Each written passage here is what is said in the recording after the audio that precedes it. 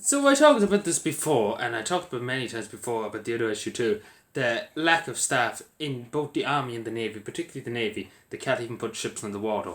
They haven't got it's not that they can't afford to run the ships. They haven't got the manpower to put on the ships, to run the ships, to make the ships operate.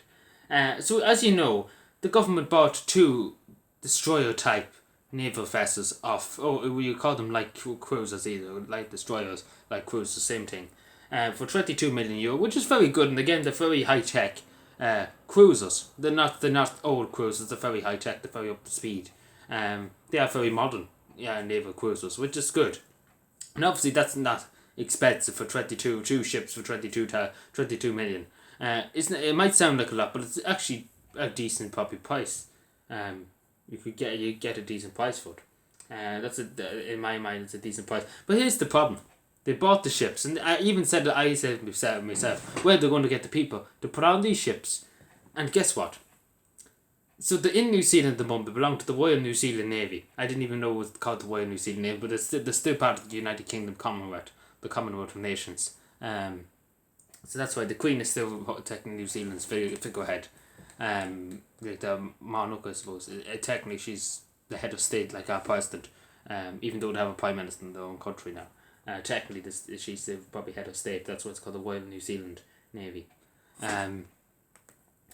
But yeah, this is the problem. So as you know, New Zealand's on the other side of the world. Ireland's up on the other side of the world too. So basically, they bought the ships basically, and I suppose the New Zealand government, the New Zealand Navy, thought they probably would send over some people on a plane, and they would get off in New Zealand, in an airport in New Zealand, and go to the ships and sail them back basically to Ireland, which would take 6 weeks. It said here, take them 6 weeks to get from New Zealand to Ireland, which is not that unreasonable. But this is the problem. They don't have the people to send to New Zealand. They don't have, in other words, they haven't got the people in the first place to put on the ships, let alone bring it from New Zealand to Ireland. So guess what they have to do? They probably have to cut it into small individual pieces. So basically they take the ship probably apart and send it over in special container ships. So I'm assuming, because again I highly doubt they're going to put a big ship, well they're not that big of ships, but they're still big enough ships, into another ship. So I'm basically what I'm trying to say. I think they're going to cut bits off the ship, like slice it down the middle and take bits out of it and obviously put it into put it into containers. And obviously when it gets to Ireland, they'll probably put it back together. That's what I'm assuming, because I can't assume, because they haven't got the men. Obviously, it's very obvious they can't get men, and they can't get the men to sail the ships because they haven't got the people to put on the ships in the first place. So yeah, that ship arrives in Ireland on a container ship. The bits of it, whatever, they're going to have to be taken off.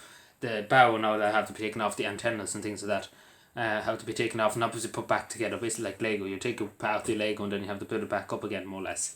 Isn't it great? Even though all that could have been saved, it seems like that's the case. If they went and if they paid a few men a decent wage, and put the men in the ship. But again, this is the fact. They didn't have people in the first place to put into the ships. So this is the thing that we need to understand. So what was the point? This is the question we need to ask. So what was the point in spending 22 million for two ships that are probably going to be kind of just in dock? Like, let's be honest, they're probably going to lie in dock, like other naval ships. There's other naval ships in port that haven't got the manpower to operate other naval ships. So it seems like the definition of insanity.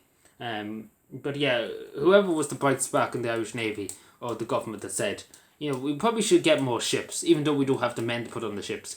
What I would have said if I was there, and this is comical sense, whatever men that we have and whatever ships we have at the moment, let's fill up them ships with the manpower that we have, and then we think about maybe getting more if we can get more men to put on the other ships if we're going to buy more ships. But no, it wasn't, and there wasn't any talk about extra pay or anything for them. And that's the reason why, paying conditions, and I wouldn't blame them. It's not an easy life, I'm sure you would agree, being at sea all the time. It's not an easy life, you're away from your family. It's not easy, I'm sure we would all agree. It's not an easy life, and they get little to anything off the state in pay. And in gratitude too, they get very little gratitude from the state for their service. Because I tell you something, I wouldn't be, I'm sure you would agree, like on the ocean and the storms and things like that. Think about that now, and these people have to live through it and have to be on the decks and all that during storms. Isn't the nicest thing? But yeah, comical sets Simon Covey has, isn't it?